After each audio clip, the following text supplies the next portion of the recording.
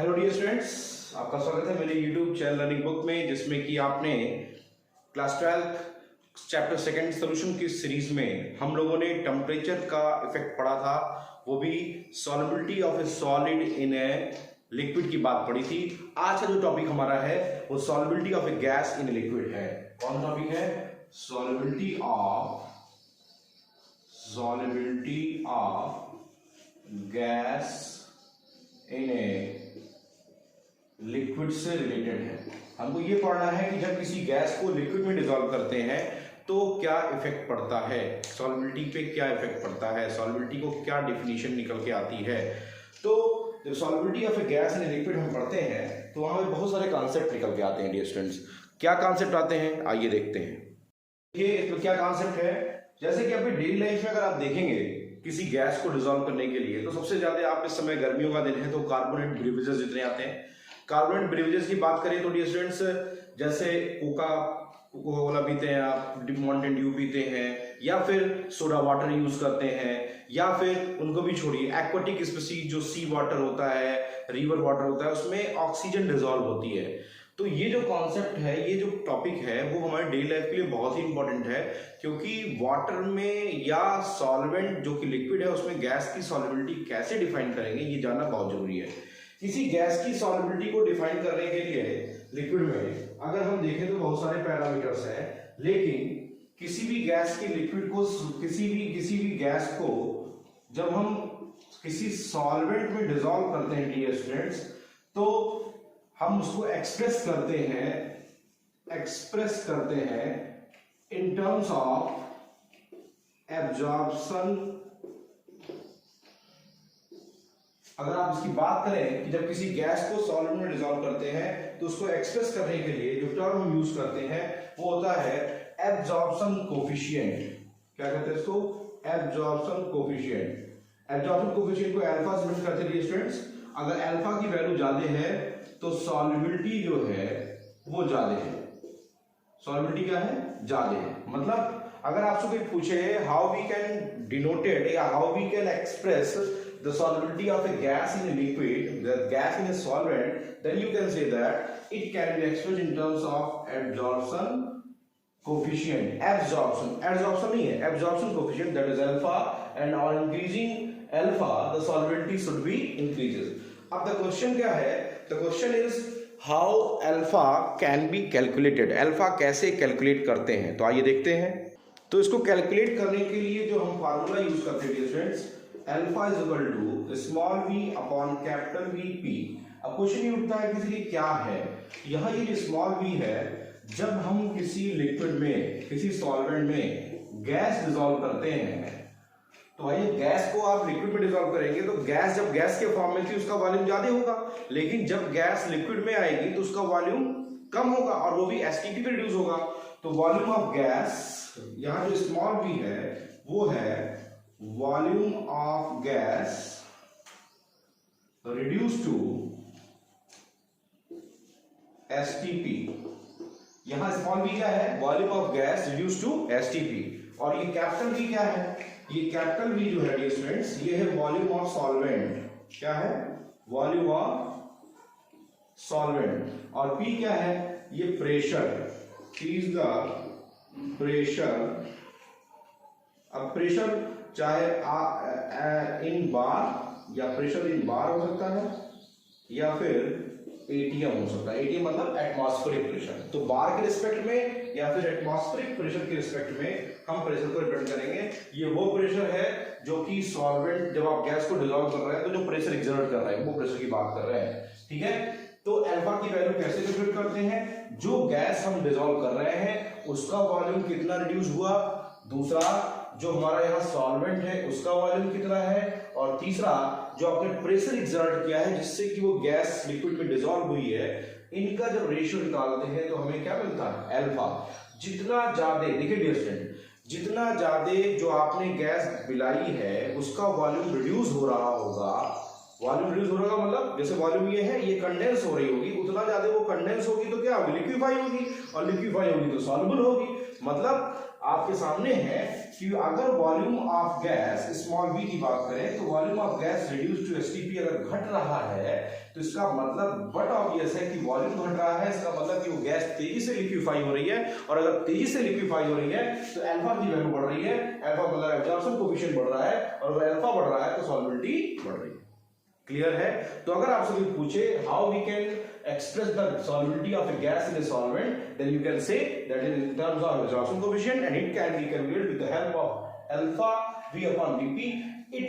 This topic is not included in your syllabus, but according to NCERT, it is important and necessary for you for NEET and IIT and other competitive examination based tests. That's why I will teach you it's here, and I hope the topic is clear.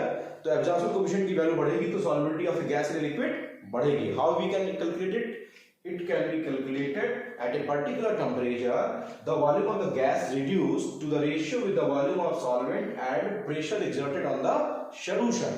That's the value is known as absorption coefficient. Absorption coefficient is higher, then solubility is also higher. I hope ये topic clear हो गया होगा। तो किसी gas की solubility in liquid कैसे express करते हैं? At a particular temperature पर absorption कोफिशिएंट के टर्म में एक्सप्रेस करते हैं। आई होप कि आपको टॉपिक क्लियर हो गया होगा। आइए हम देखते हैं कि किसी गैस की सॉल्युबिलिटी को कौन कौन से फैक्टर अफेक्ट करते हैं। क्लियर है टॉपिक? नोट कर लीजिए। अब क्वेश्चन ये है कि कौन कौन से फैक्टर्स हैं जो अफेक्ट करते हैं solubility of A gas in liquid. तो यहां सबसे पहली बात देखी जाए तो नेचर ऑफ गैस कौन सा फैक्टर है? Nature of gas. तो आइए देखते हैं कैसे। देखिए डियर स्टूडेंट्स, जो गैसेज जैसे हाइड्रोजन, नाइट्रोजन, O2 ये केमिकली वाटर से रिएक्ट नहीं करती हैं, तो इनका नेचर क्योंकि ये क्या है, केमिकली रिएक्ट इनर्ट है, केमिकली जल्दी रिएक्ट नहीं करती हैं, इसलिए इनकी सॉल्युबिलिटी इन वाटर क्या होती है? लो होती है। बट अगर वही देखा जाए NH3 की, CO2 की, ठीक है, या फिर SO2 की, सल्फर डाइऑक्साइड की, तो ये क्योंकि केमिकली रिएक्टिव होती हैं, केमिकली रिएक्ट्स विथ वाटर, जैसे फॉर एग्जांपल NH3 है, ये वाटर से रिएक्ट करके NH4OH बना लेता है, ठीक है। CO2 है, ये वाटर से रिएक्ट करके H2CO3 बना लेता है ना। ऐसे ही H2O के साथ SO2 रिएक्ट करती है तो H2SO3 बना लेती है। मतलब कहने का क्या हो गया कि those gases which is chemically react with solvent is more soluble या are highly soluble in the solvent than the gases which have no property to chemically react with the solvent. Clear? तो ऐसी gas जो कि chemically react नहीं कर पाती solvent के साथ, उसकी सॉल्युबिलिटी कम होती है, उसके लिए आपको तमाम कंडीशन लगानी पड़ेगी, तभी वो सॉल्वेंट में डिसॉल्व होगी। But in case of that gases which are highly soluble in water due to its chemical reactivity with solvent, है ना। जब उनकी केमिकल रिएक्टिविटी सॉल्वेंट में ज्यादा होगी तो क्या हो जाएगा, अपने आप नेचर ऑफ गैस के बेसिस पे आप इसको डिफाइन कर सकते हैं। तो these gases are highly soluble in solvent, that is like water. Why? Because they are chemically reactive with water. But these gases are not. Why? Because they are chemically unreactive with water. Clear? तो nature of gas हो गया। दूसरा point अगर देखा जाए तो nature of solvent की बात करें अगर डियर स्टूडेंट्स, तो नेचर ऑफ सॉल्वेंट की बात कहा जाए तो ये नेचर ऑफ गैस समझ आ गया। तो यहाँ नेचर ऑफ गैस की जगह पे नेचर ऑफ सॉल्वेंट दूसरा पॉइंट देखते हैं। जैसे H2 है, N2 है, O2 है, या फिर इसके अलावा यही CO2 है ना, CO2 है, इनको अगर आप डिसॉल्व कर रहे हैं, ठीक है, इन सबको डिसॉल्व कर रहे हैं इथेनॉल में। यहां पे सॉल्वेंट क्या ले रखे हैं? इथेनॉल ले रखे हैं। तो अगर आप देखें कि जब आप इथेनॉल सॉल्वेंट ले रहे हैं तो इनकी सॉल्युबिलिटी वाटर के कंपैरिजन में ज्यादा होगी, बिकॉज इथेनॉल आपको पता होना चाहिए कि इथेनॉल जो है एक नॉनपोलर सॉल्वेंट है ना। तो इथेनॉल देन वाटर की identical condition of temperature and pressure, why the ethanol under identical condition of temperature pressure क्यों ज्यादा होता है? क्योंकि इनकी सॉल्युबिलिटी आसानी से इसमें डिसॉल्व हो जाएगी, या फिर इन्हीं को कह लीजिए बेंजीन में कह लीजिए, क्योंकि दीज आर नॉन पोलर, है ना। ये नॉन पोलर है तो नॉन पोलर में डिसॉल्व होंगे। बट अगर यही बात करूं मैं SO2 की, यही बात करूं NH3 की, ठीक है, तो ये गैसेस जो होंगी ये वाटर में हाईली सॉल्युबल होंगी। क्यों? क्योंकि सिंपल सी बात है, SO2 की बात भी छोड़ दीजिए, NH3 इसकी बात कर लीजिए, H2S की बात कर लीजिए, तो ये गैसेस जो होंगी ये वाटर में हाईली सॉल्युबल होंगी। क्यों हाईली सॉल्युबल होंगी? सॉल्वेंट में क्यों सॉल्युबल होंगी? बिकॉज एक तो केमिकली रिएक्टिव है, ये CO2 भी रिएक्टिव है, लेकिन अगर ओवरऑल देखा जाए तो CO2 को वाटर में डिसॉल्व करने के लिए आपको टेम्परेचर डाउन करना पड़ता है, नहीं करना पड़ता है, प्रेशर बढ़ाना पड़ता है। जस्ट लाइक कोक, देखिए कोक में आसानी से कार्बन डाइऑक्साइड डिसॉल्व नहीं होती, हाई प्रेशर और लो टेम्परेचर पे ही वो डिसॉल्व होती है, तो कंडीशन लगाना पड़ता है। लेकिन अगर अमोनिया को आपको वाटर में डिसॉल्व करना है तो बहुत आसानी से डिसॉल्व हो जाएगी, H2S को डिसॉल्व करना है तो वाटर में आसानी से डिसॉल्व हो जाएगी। क्यों? क्योंकि अमोनिया हाइड्रोजन बॉन्डिंग बनाता है, H2S हाइड्रोजन बॉन्डिंग बनाता है, ये हाइड्रोजन बॉन्डिंग बना करके केमिकली आसानी से एरेट हो जाता है। इसलिए तो सॉल्वेंट का नेचर इनके हाइड्रोजन बॉन्डिंग बनने की वजह से आसानी से डिसॉल्व करता है। सॉल्वेंट डिपेंड करता है कि वो इस तरीके से गैस के साथ केमिकली रिएक्ट करता है, ठीक है, तो ये सॉल्वेंट इसके साथ केमिकली रिएक्ट करेगा। अगर पूछ ले कि CO2 वाटर में ज्यादा डिसॉल्व होगी इथेनॉल में, तो आप बोलेंगे इथेनॉल में ज्यादा डिसॉल्व होगी। ये क्वेश्चन आ चुका पेपर में कि CO2 की सॉल्वेंट जनरली आप कह देंगे सर H2CO3 बना है, बनाएगा, नो डाउट बनाएगा, लेकिन उसके लिए प्रेशर बढ़ाना पड़ेगा, है ना, टेम्परेचर डाउन करना पड़ेगा। बट यहाँ पे क्या है, इथेनॉल में ऐसा नहीं है, आसानी से CO2 डिसॉल्व हो जाती है, because these are non polar, है ना। जबकि अमोनिया ये जो हाइड्रोजन बॉन्डिंग बनाती है H2O के साथ क्या होती है, डिसॉल्व हो जाती है। तो ये कंडीशन आपको समझ में आ गई। दूसरा पॉइंट समझ में आ कौन सा फैक्टर इफेक्ट करता है। तीसरा पॉइंट आता है इफेक्ट ऑफ टेम्परेचर, बहुत ही इंपॉर्टेंट है, आई होप कि आप जानते भी होंगे। देखिए इफेक्ट ऑफ टेम्परेचर की बात करेंगे स्टूडेंट्स, तो तीसरा पॉइंट जो है वो है इफेक्ट ऑफ टेम्परेचर। तो इफेक्ट ऑफ टेम्परेचर की बात अगर करें, इफेक्ट ऑफ टेम्परेचर, देखिए ये है गैस, इसको जब आप डिसॉल्व करते हैं सॉल्वेंट में तो वही देखिए इक्विलिब्रियम आती है, और इक्विलिब्रियम आती है तो ये बनता है solution,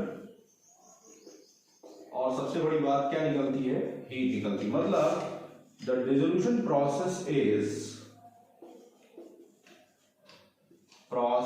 is exothermic, that is the enthalpy is negative, or you can also say that the enthalpy of solution is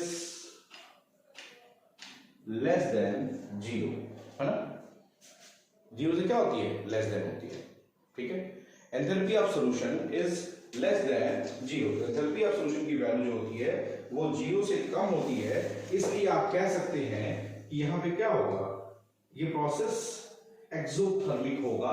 तो जब किसी गैस को हम लिक्विड में डिसॉल्व करते हैं डियर स्टूडेंट्स, तो ये बहुत इंपॉर्टेंट क्वेश्चन पूछ चुका है, तो आप इस तरीके से रिएक्शन लिख के दिखाएंगे, है ना, ऐसे नहीं लिखेंगे तो नंबर नहीं मिलेगा। जनरली लोग लिख के चले आते हैं तो टेम्परेचर बढ़ाएंगे सॉल्युबिलिटी घट जाएगी, लेकिन क्यों ये दिखाएंगे आप इक्विलिब्रियम, गैस सॉल्वेंट में डिसॉल्व किया, सॉल्यूशन हीट निकला, dissolution process exothermic, delta is negative, delta की solution is 0 less than 0, it means that अगर डिसोल्यूशन प्रोसेस एंड एक्सोथर्मिक है तो टेम्परेचर बढ़ाने पर अकॉर्डिंग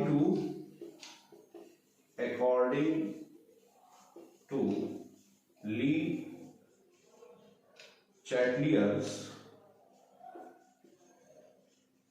प्रिंसिपल, टेम्परेचर अगर बढ़ाएंगे, है ना, टेम्परेचर बढ़ाएंगे क्योंकि हीट निकाल के तो प्रोसेस हो रहा है, टेम्परेचर बढ़ाएंगे तो बैकवर्ड एक्शन में शिफ्टिंग हो जाएगी, मतलब कि सॉल्युबिलिटी जो हो जाएगी डियर स्टूडेंट्स वो क्या हो जाएगी, घट जाएगी। मतलब because it is exothermic process, the dissolution process of a gas in a liquid is an example of exothermic process, that's why on increasing temperature solubility should be decreases, ठीक है। तो टेम्परेचर बढ़ाने पर सॉल्युबिलिटी क्या हो जाती है, घट जाती है। उसका रीजन क्या है, because the dissolution process of a gas in a liquid is an example of, क्या है बताइए भाई, अगर आप ध्यान से देखें यहां पे क्या हो रहा है, अगर आप इसको और ध्यान से देखें तो क्या हो रहा है, क्या समझ रहे हैं यहां पे आप, कि जब गैस को आप सॉल्वेंट में डिसॉल्व कर रहे हैं तो गैस पार्टिकल क्या हो रहे हैं, वो एक दूसरे के क्लोजर आ रहे हैं, क्लोजर आएंगे तो क्या होगा, सिंपल सी बात है, जो दो पार्टिकल जिनके बीच में फोर्स ऑफ अट्रैक्शन ना के बराबर उनको क्लोजर लाएंगे तो उनके बीच की जो एनर्जी होगी वो बाहर निकलेगी, है ना, पार्टिकल्स एक दूसरे के क्लोजर आएंगे तो जब वो कंडेंस होंगे तो एनर्जी कहाँ निकलेगी, बाहर निकलेगी, और एनर्जी जब बाहर निकलेगी तो वो प्रोसेस गैस, यहाँ पे जब गैस पार्टिकल्स आपस में डिसॉल्व होते हैं तो कंडेंसेशन होता है। डियर स्टूडेंट्स, क्या होता है, कंडेंसेशन होता है।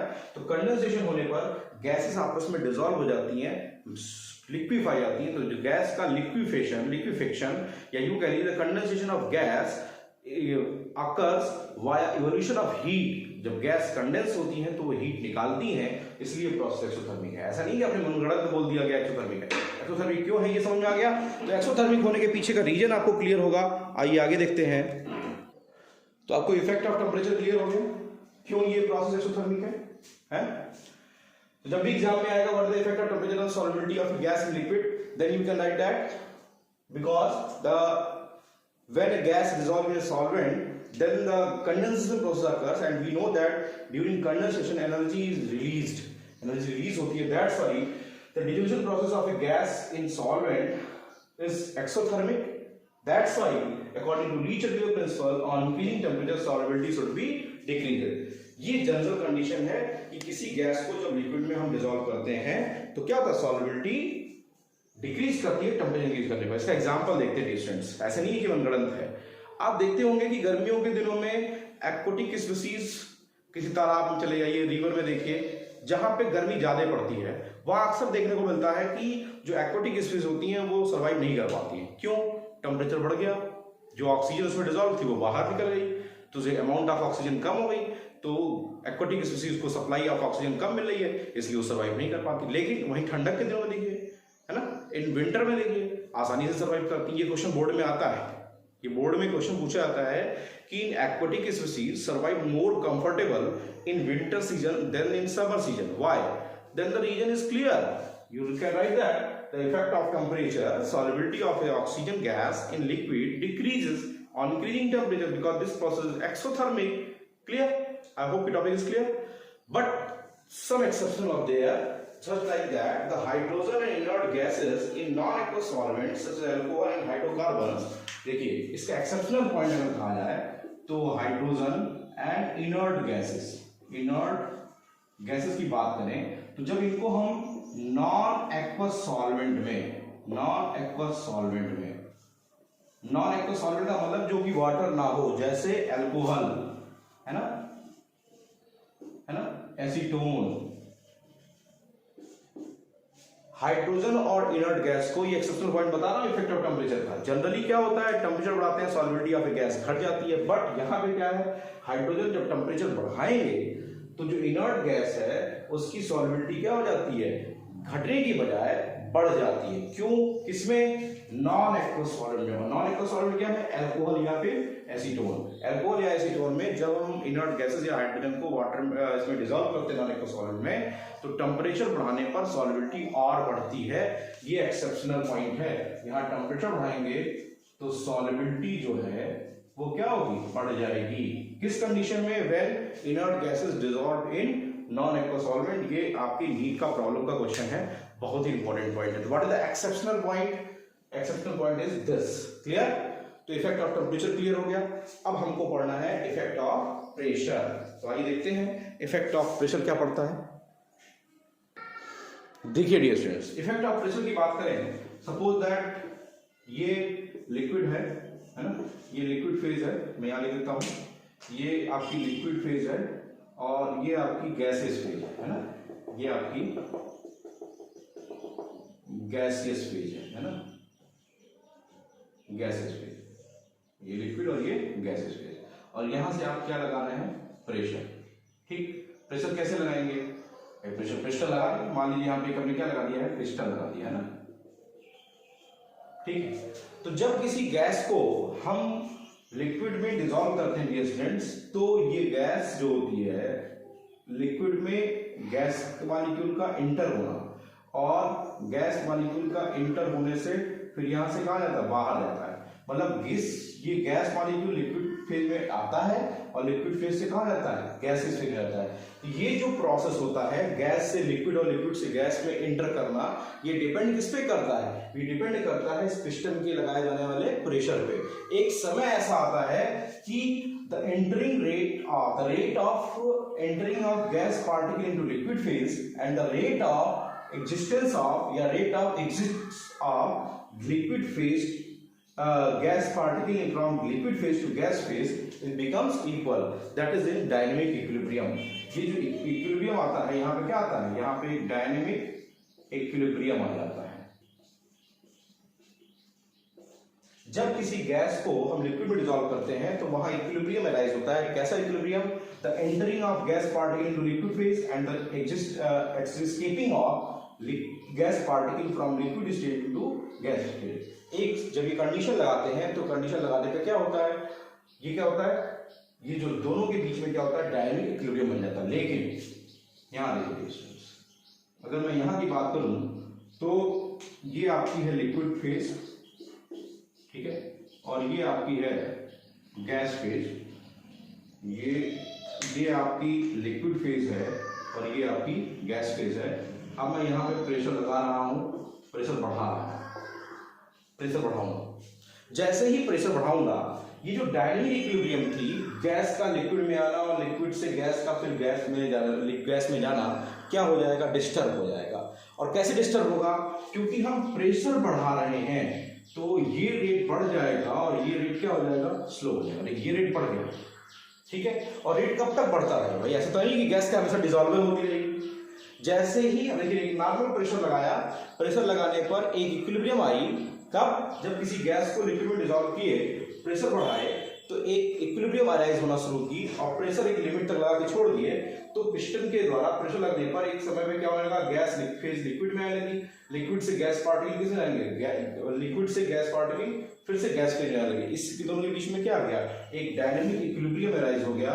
ये तो ये जो इक्विलिब्रियम अराइज हुआ, इसको हम डिस्टर्ब करने जा रहे हैं। कैसे, आपसे पूछा what the effect of pressure. जैसे ही प्रेशर इफेक्ट करते हैं कहां पे, over the solution, over the solution के अंदर ही लगा है, ऊपर लगा है। जैसे ही प्रेशर बढ़ाते हैं तो क्या होता है, ये जो स्टेज होती है ये देखिए बढ़ गया और ये रेट जो होता है ये क्या होता है, स्लो होता है। लेकिन ऐसा तब तक होगा, एक लिमिट तक होगा और एक कंडीशन होगी, जब तक ये होता रहेगा तब तक प्रेशर बढ़ाने पर solvability of gas in liquid phase क्या होती जाएगी, बढ़ती जाएगी।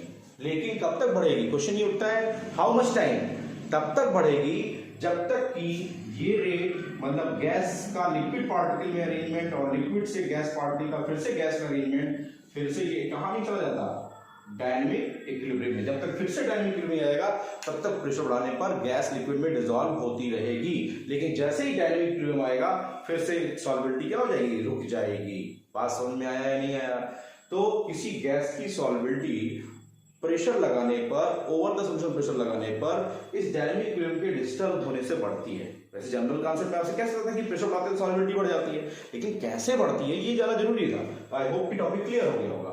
समझ में आया कि नहीं आया? जब किसी गैस को लिक्विड में डिसॉल्व करते हैं तो पहले क्या अराइज होती है, प्रेशर लगाने पर डायनेमिक इक्विलिब्रियम अराइज होती है। वो डायनेमिक इक्विलिब्रियम अगर हम डिस्टर्ब करते हैं, डिस्टर्ब कैसे करेंगे, जैसे ही प्रेशर बढ़ाएंगे तो गैस ज्यादा से ज्यादा मात्रा में इंटर करेगी लिक्विड फेज में, तो गैस लिक्विड फेज में जब इंटर करेगी, जिस रेट से इंटर करेगी उस रेट से ये इंक्रीज नहीं करेगा ना, लिक्विड फेज से गैस फेज में नहीं जाएगी। और कब तक नहीं जाएगी, तब तक नहीं जाएगी जब तक कि फिर से दोनों एक दूसरे के साथ डायनेमिक इक्विलिब्रियम में नहीं आती। तब तक प्रेशर बढ़ाने पर सॉल्वेबिलिटी ऑफ ए गैस क्या होती जाएगी, बढ़ती जाएगी। तो इस तरीके से आप कह सकते हैं कि प्रेशर बढ़ाने पर सॉल्वेबिलिटी ऑफ ए गैस क्या होती है, बढ़ जाती है। आई होप कि टॉपिक क्लियर हो गया होगा। प्रेशर बढ़ाने पर सॉल्वेबिलिटी क्या होती है, बढ़ जाती है। तो आइए अगला पॉइंट देखते हैं। तो डियर स्टूडेंट्स, प्रेशर को जब इफेक्ट की बात करते हैं तो प्रेशर का इफेक्ट दो वे में आता है। एक होता है क्वालिटेटिव, है ना, क्वालिटेटिव, और एक होता है क्वांटिटेटिव। तो effect of pressure on solvability of gas and liquid की बात जब करते हैं तो क्वालिटेटिव वे में अगर देखा जाए तो प्रेशर बढ़ाए तो सॉल्वेबिलिटी बढ़ गई।